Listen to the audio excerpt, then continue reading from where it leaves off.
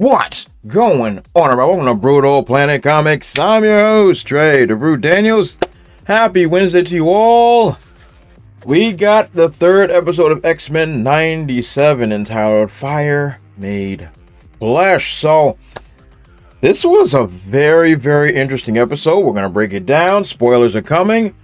Let's jump right into it.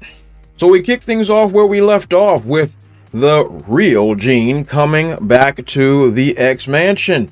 Beast, of course, reveals, hey, the Jean that we've been hanging out with is the clone. And of course, freakouts ensue and denial, the whole 9 yards. Is actually a pretty interesting scene and is done very, very well. So understandably, the Jean that we've been following freaks out, goes to her son, and have a confrontation with Scott. And it's actually very emotional because he is very, very conflicted, confused. He doesn't know what to believe. And she is in complete denial that she's this clone.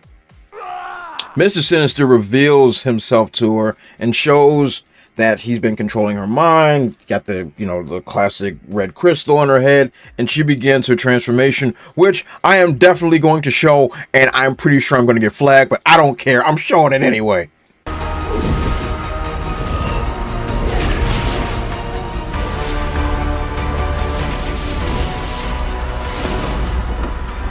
Tell me your dark desire. They shall know my inferno! Holy crap. That transformation was intense. We get the whole Sailor Moon treatment and everything. It's fan-freaking-tastic. The animators, everybody did an excellent job. And Madeline Pryor feels like a monster. They did fantastic on this. But then things get out of control. And Madeline Pryor creates pretty much a house of horrors out of the X Mansion. All types of freaky imagery. Everyone's worst fears are showing up.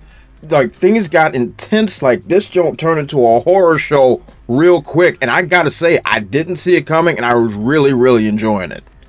It gets all the way to the point where she pretty much creates Dante's Inferno in the house, and Bishop and Cyclops do this cool tag team ability. Cyclops just keeps firing his optic blasts at Bishop, charges it all up, goes bananas. It's really good. It's really good. Check it out. It looks amazing.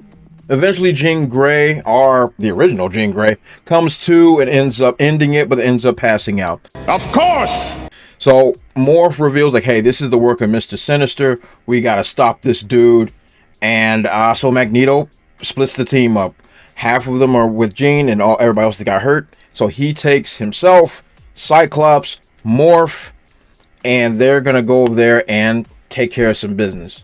So Sinister kidnaps Nathan Summers. For those of the uninitiated, this baby ends up becoming Cable and has this master plan of making him invincible and puts him in this green liquid thing. Now, for those of the uninitiated, knows that this leads to the technovirus, but we'll talk about that a little bit later. So they get to Mr. Sinister's secret lab, and Madeline Pryor's there, and there's a really intense fight, and it's really, really cool. Morph once again transforms into Magic, which was a really cool callback. I love her. She's a great character. I think she deserves more screen time. I just geeked out a little bit because I really like this character. But this fight with Madeline Pryor, really good, well animated. Magneto was cool in this. A lot of cool stuff was going down. Back in the X Mansion, Jean is finally brought back to reality, more or less, thanks to Wolverine helping her connect with his mind, and she sees all the feelings he had, all the history they had, and it ends up snapping her back into reality, and now she's getting prepared to help.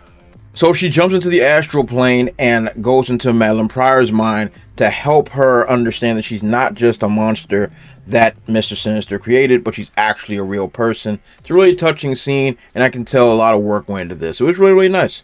So Madeline Pryor and Cyclops team up to defeat Mr. Sinister, but of course, as always, he escapes, and they get Nathan, but like I mentioned earlier, he has been infected by the technovirus. In a really, really tense scene, Cyclops has to come to grips with the fact that they don't have the technology to help his son, and it's decided that Bishop will take him into the future, just like the comics. Go into the future in order to find a cure for the technovirus. Cyclops cannot take it because he was abandoned as a child, and he cannot co-sign on abandoning his son. So he removes himself from making the decision to allow his team to make it for him because he just can't do it. It's a really intense scene, really heartfelt, and, you know, pulls on your heartstrings a bit. So Malin Pryor leaves the X Mansion, and we're left with this really cold scene of Scott and the original Jean staring at each other, trying to wonder where your lives go next. It was something. I gotta give him credit there. And we end this episode with Forge finding Storm and telling her that he can help her get her abilities back. Now, I personally love Forge. Definitely underrated X-Men all time. I really like it. I'm glad it's getting screen time. This was good. This is, I gotta say, this episode was very good. I am, dare I say it, I'm very impressed with what they're doing. You want to know what else is impressive? Another seamless transition. I will be at Big Lit Comic Con April 13th and 14th. I would love for you all to come by. It will be at the Dulles Expo Center. Come show your love. I'd really like to see you all. Now, ultimately, what do I think about this episode? I got to say, this was another fantastic episode. We're building on something. The stories were fun. The animation really popped. The horror elements were there. Emotional heartstrings. I gotta say, I am really enjoying the show so far. Did I go into this thinking I was going to enjoy it?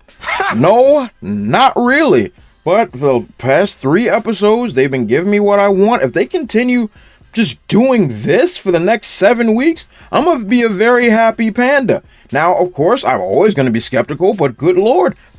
Look, by all means, I want them to prove me wrong. I am having fun, and I want them to continue to give me fun. Yeah, that makes sense. So what do you guys think about this episode? Let me know in the comment section below, and do those great YouTube things. Like, comment, subscribe, and share the video. As always, you guys have been awesome. I'll catch you all next time.